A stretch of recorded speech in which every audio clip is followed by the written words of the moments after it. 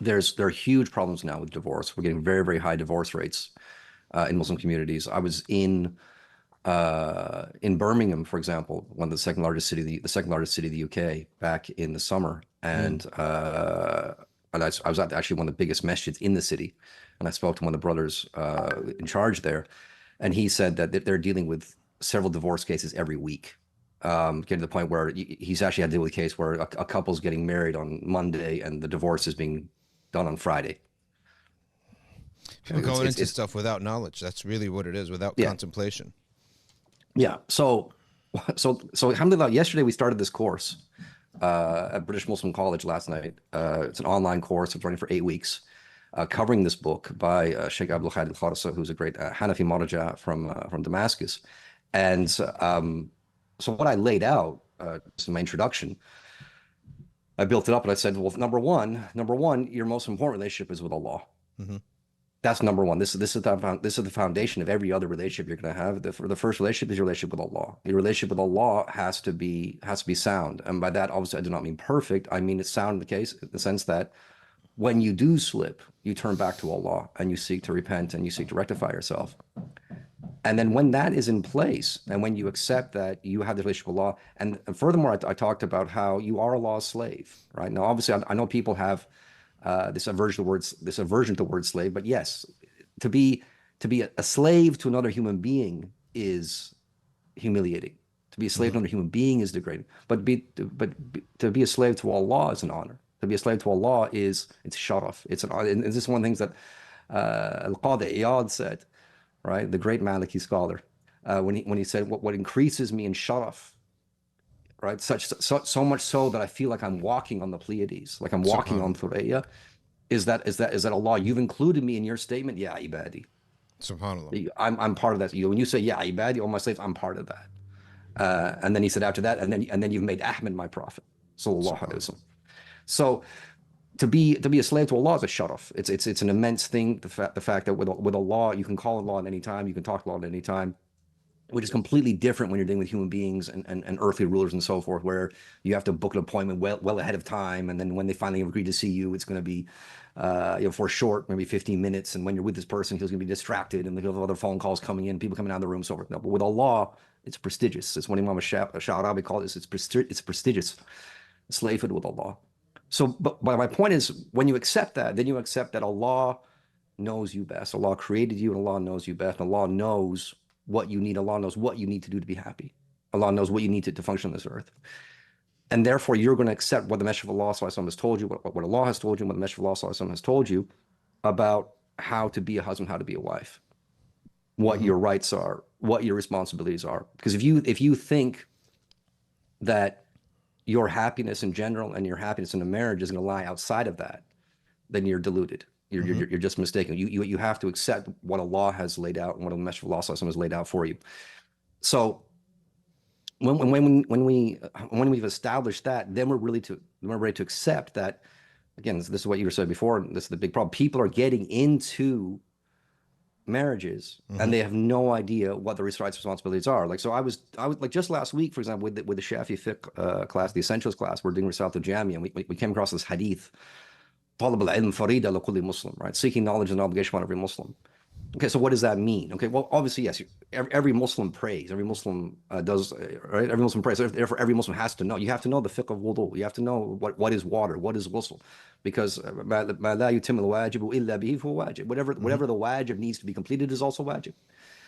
And then I went through the list and I said, okay, do you fast? Okay, well, if you're able to fast, you have the sitah to fast. Do you have to know the fiqh of fasting? Do Yep. you do you have money? Do you pay zakat? Do you have money saved up? Do you have zakat al-fitr? Are you involved in business? Do you have trade goods? Do you have a farm? Do you have livestock? Well, then you need to know the zakat Hmm. that's into these things.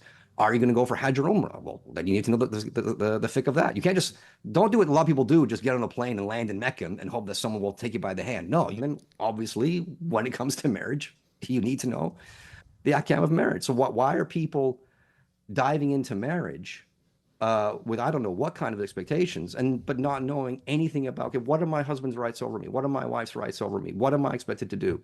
Who takes priority? Like the very first hadith we covered yesterday, the very first, this is the first hadith that the Shaykh starts with. is a hadith where the Messenger of Allah sallallahu alaihi wasallam says that the person who has the most right over a woman is her husband, and the Hmm. person who has the most right over a man is his parents, right, or his mother. That's why the Messenger of Allah sallallahu alaihi wasallam says his mother, and then the Shaykh says by extension, the father is implied in this. But for example, once you have that laid out, okay, now it's a simple system. So if you're a woman and you're getting caught between, okay, well, my dad's saying this and my brother's saying this and my mom is saying that, okay, what is your husband telling you to do? Yeah. Humans need order. Yeah, exactly. Yeah. Like you And have, yeah, we need oneness and focus. If in yeah, anything, oneness of focus actually beautifies it. Whereas and distraction, if even in storytelling and filmmaking and novel writing, they always look at the unicity of the attention of the reader or of the viewer. And same thing with painting, same thing with companies. In building a company, this is like something totally unrelated, but it also connects with human psychology. What are you communicating to the customer? How many different things are you communicating? You're distracting him. Whenever human beings are focused, our minds are stable, our hearts are stable, and we're able to build upon that. But without that, certain things, how do we know how to focus it? Like without revelation, how would we know, like, who do I owe number one priority to? Right? yeah, exactly. And this, so this is why the Sheikh Abdul Hadi al-Kharsa, hafidhahullah, like he says in the introduction, he says how many are the people who they get married and then they're just absolutely miserable and then it leads to divorce. And he said these people, he said you can count them amongst the living, but they're really among the dead. Like they're just SubhanAllah. living such horrible, miserable lives, and they don't know why. And one of the things I said last night is like people have to have uh like a realistic grasp of marriage. Some people Yep. have very idealistic ideas of marriage. They watch like Bollywood movies or Hollywood movies or everything that they sort of think like you're going to ride off into the sunset and it's going to be Hmm. all hunky dory, like a fairy tale. And then when the first issue comes up, you think, oh, my marriage is a failure. I got to end it now. It's like no, no, no, Yeah. no. This is human life. Welcome to planet Earth. This is Yep. this is how you're going to have trials and tribulations. I remember I was talking to a brother about this recently because he had a marriage issue. But I remember when I first got married, when I was first considering getting married to my wife. Now my wife, mashallah, like she's known for her, she's a tajweed teacher. Like she's known for her MashaAllah. hifz and her tajweed, mashallah. And I remember I was talking to a sheikh I know in Leeds, Sheikh Muhammad Tahid. He's a Libyan sheikh. He's been in Leeds for a long, long time. And I used to translate his khutbahs way back in the day, like 20 years ago. And I was seeking his advice, his counsel. And he was just very, very blunt with me. And he said, okay, so why do you want to marry her?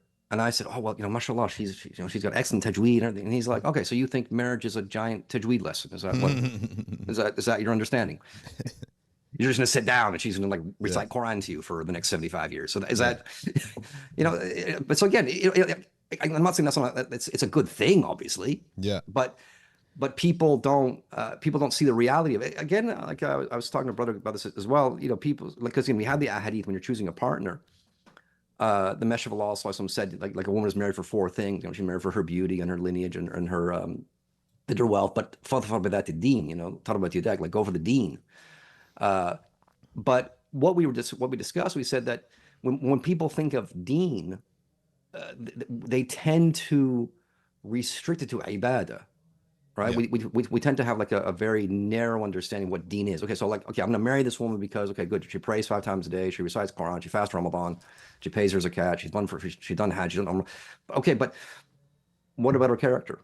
Mm. Or his character? Both of them. What about his or her character? Like, are these people, this person that you're considering marrying, is he or she affectionate? Are they compassionate? Do they do? Because again, we had this expression, like it's in the Quran, وَيَمْنَعُونَ الْمَاعُونَ.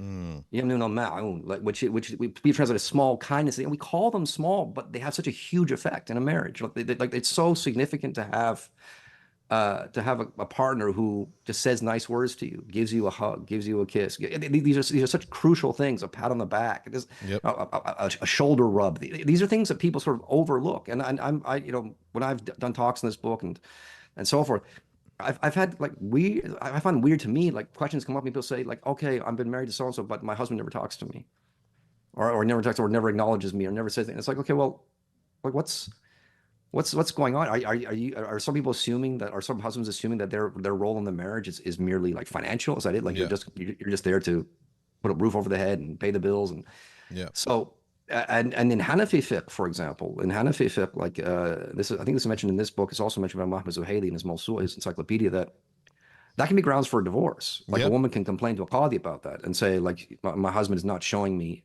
affection. He doesn't acknowledge me. He doesn't say anything nice to me. He doesn't. So we have to, yeah, expand our understanding of like deen. Like deen is not just uh, the ritual worship, Yeah. because all that ritual worship, the prayer, the fast, and the all of that is meant to refine your character. Hmm. We seem to like overlook It's that. I got don't to know. have an impact. Yeah, yeah, because in a salat, the tanha al fahsha Yeah. munkar, right? Like your prayer would preclude all those things, it would prevent all those things. So we need to be in a situation where people are embracing the character, taking on the good character of husband or wife. And when you embrace that good character of husband and wife, which is rooted in slave to Allah, rooted in love of Allah, rooted in love of the Messenger of Allah, sallallahu alaihi wasallam, then your marriage, it's not going to be a case where the two of you are viewing it like merely contractually and you're walking around clipboards, like ticking the boxes and saying, yes, I got my right today.